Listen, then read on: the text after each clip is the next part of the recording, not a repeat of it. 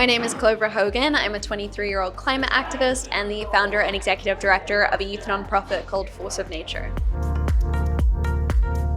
Seismic invited me here this evening to join a panel of experts to talk about COP27 around this idea of less talk, more action. So what are the solutions that we need to drive for today? How do we overcome the biggest barriers to driving transformative climate solutions?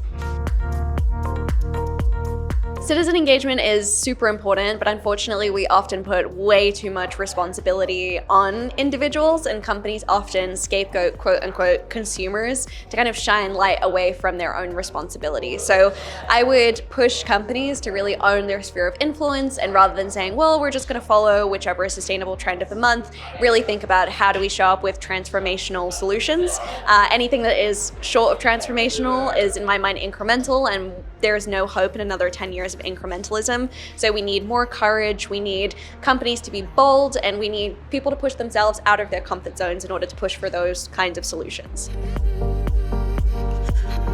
Companies need to shift from a mentality of do less harm to do more good. So oftentimes the kind of business as usual mindset is, how do we limit emissions or reduce the amount of virgin plastic or incrementally improve the life cycle? But ultimately we need to shift the goalposts and say, actually, how can a product or service be a vehicle for solving a larger societal environmental problem?